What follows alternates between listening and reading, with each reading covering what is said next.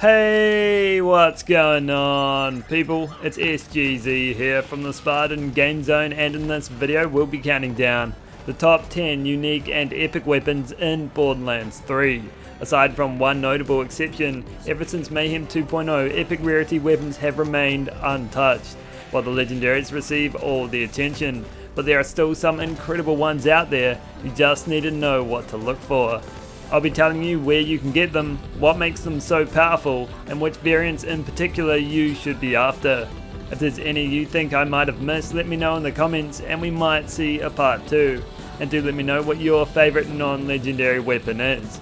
If you enjoyed the video, I'd appreciate it if you could drop a like, and if you like what you see and you're not subscribed, it would be awesome if you could take that time to hit that subscribe button. And let's crack into it.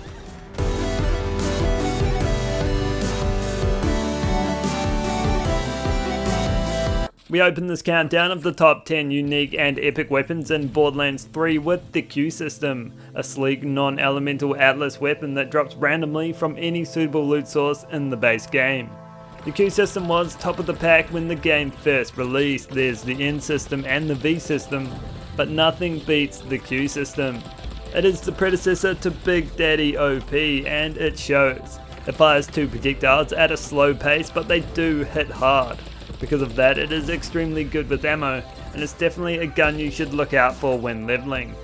Even when fully capped, it is still a good weapon. Right now, I'd say it definitely competes with some of the other legendaries Atlas have to offer. It certainly doesn't let itself down. It comes with the classic smart bullet and track round combination, but if you want to have it hitting peak DPS, I find it's best when avoiding its secondary mode altogether.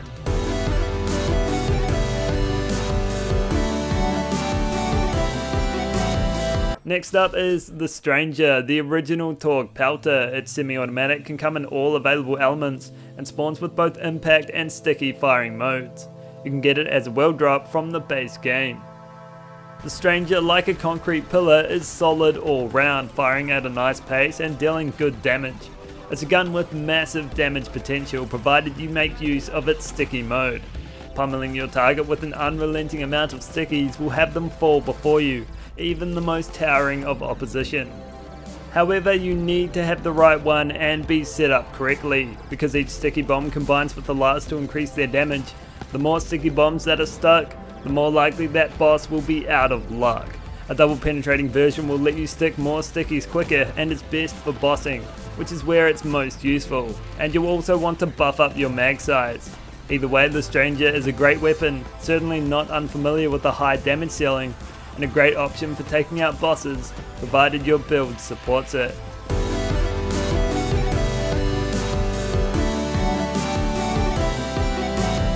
At number 8 is the Firecracker, an incendiary Hyperion shotgun which can't come anointed, that you receive from the DLC 2 quest, Happily Ever After, which you can start in the lodge after completing the second DLC's main questline.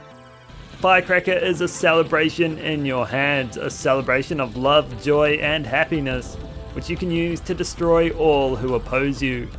It fires 10 radiant firecrackers which zip out of its barrel and paint the area with hearts. There's no pattern to them whatsoever, they fly out all willy-nilly and explode into pink vibrance. It deals surprising amounts of damage, tearing through flesh targets at an unbelievable rate. Who knew love was so deadly? Just like Cupid's arrow, it isn't very accurate though, so to mitigate the wayward nature of its 12 pellets, you want to use it in point blank ranges. I have to say it is one of my favourite guns to use. Littering the field with pink sparkles never gets old, even if it does make it hard to see.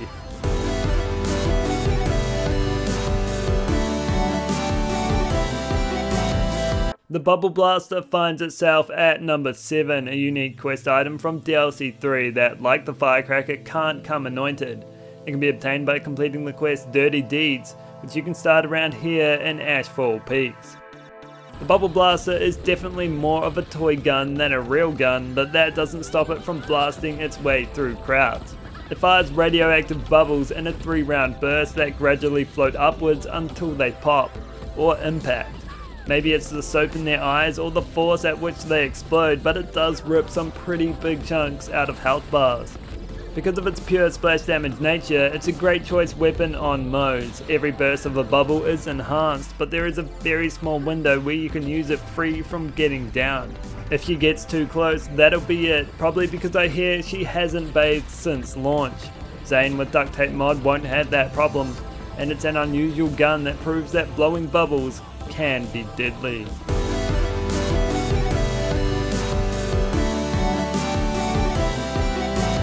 Moving on now to the Lump, an alien barreled launcher developed by Torg, of which both the Backburner and Plaguebearer have lineage to. It is again a base game world drop. The Lump, like the Plaguebearer, must be charged before firing and fires the same elemental sphere, although it's charged with a different essence. While floating within range of enemies, elemental tires will link to them and drain their health before it bursts, damaging all who are nearby. A standard version consumes 5 ammo per shot, but the multi-sphere version is best, firing 2 for just 1 ammo extra. A single shot is easily enough to disintegrate an enemy, and the elemental links have extreme reach, able to share damage across a distance that shouldn't even be possible. It's a great gun on everyone, Mose, Flax, Zane, Amara, Crazy Earl, you name it. The Lump doesn't mess around when it comes to the pain train, and is comfortably deserving of legendary status.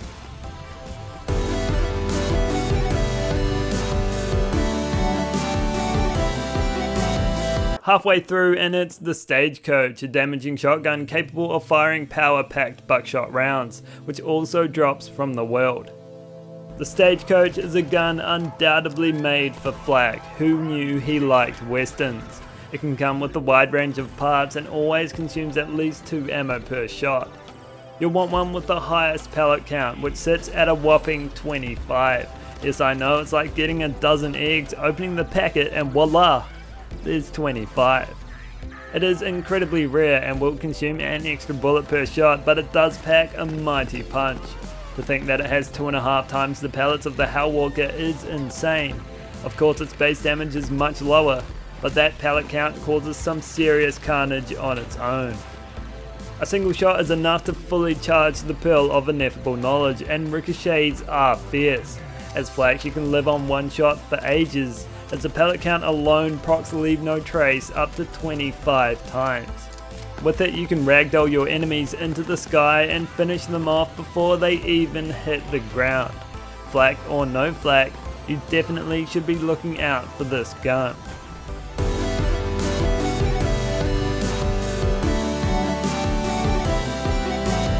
Now for the Protuberance, an alien barreled shotgun that can come in all the elements and could easily be mistaken for a legendary.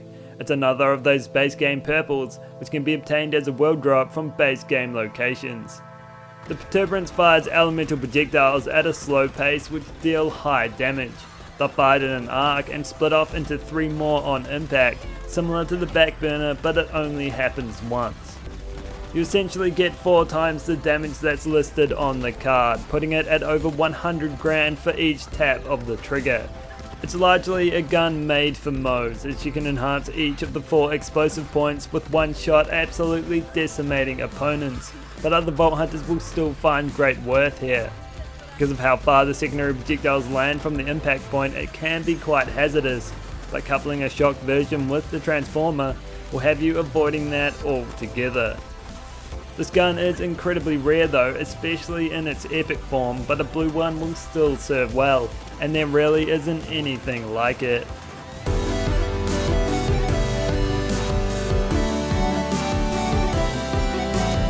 At number 3 is the Dakota, a fully automatic Jacobs shotgun, yes I know, which can only be obtained from a chest by completing the final story mission Riding to Ruin in DLC 3. The Dakota really is an incredible gun. It's not just because it's fully automatic, but elemental too, with each shot having a chance to be charged with electricity or fire.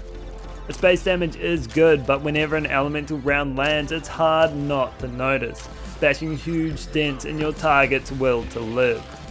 However, because it is a mission reward item, it's not easily farmable. Once you open that chest, that's your attempt done. So to get the anointment you're after, make sure to back up your save first. It's a gun that finds a lot of love with flak mains, but who doesn't like the sound of a fully automatic elemental Jacobs shotgun? It has no problem dealing with a pack of mobs, and it'll even deal out high damage numbers on a boss or two.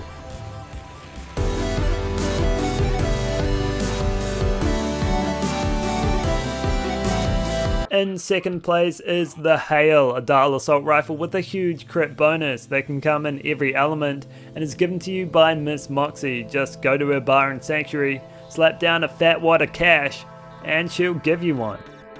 The Hail fires at a good pace and deals heavy damage, more than what you'd see with many top end legendary assault rifles. There's no doubt that its damage potential is extremely high, but like climbing Everest, the summit is hard to reach.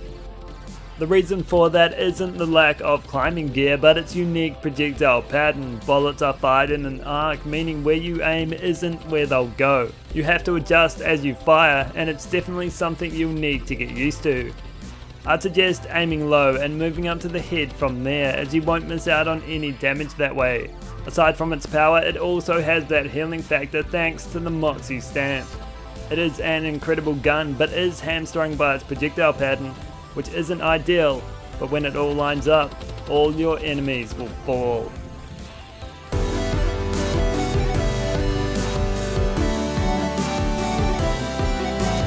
Before number 1 is revealed, let's cover an honourable mention. That honourable mention is the Pea Shooter, another unanointable DLC 3 quest item.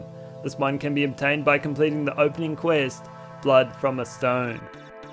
The Pea Shooter looks like a typical Jacob's pistol at face value, but is far from it. It fires peas, not just any old peas, the ones that are found in Mr. Torgue's Splodio's cereal. They're fired in a 2-shot burst and explode on impact. It has a ricochet effect almost identical to the lead sprinkler and has one of the shortest reload times you'll see. Every time you land a crit, 3 projectiles arc out and target enemies who are standing close by. Landing enough will have you setting off your very own minefield that can cause some real havoc. Having high crit damage, explosions and an impactful ricochet effect in the one gun does make for something quite special, if only it could drop anointed.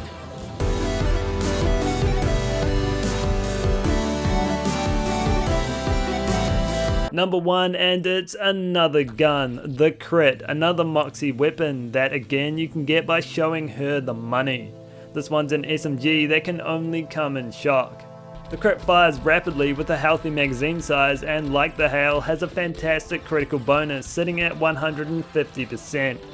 It shreds through enemies in a fraction of a second, and thanks to that Moxie stamp, it provides you with lifesteal, making it incredibly hard for you to go down.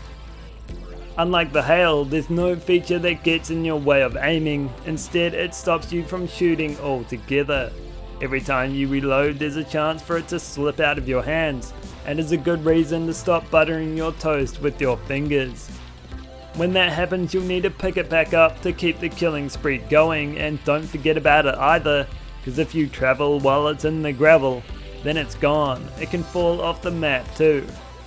That's a small price you'll pay though for the power package you'll wield, and it also deals splash damage, making it even better on modes, who never has to worry about losing grip. If you want the best one, then look out for a binary version, but any one you get will have your enemies cowering before you. So that's all for this video. I hope you enjoyed it and learned the top 10 unique and epic weapons in Borderlands 3. If you did, consider dropping a like or subscribing, and I'll catch you in the next one.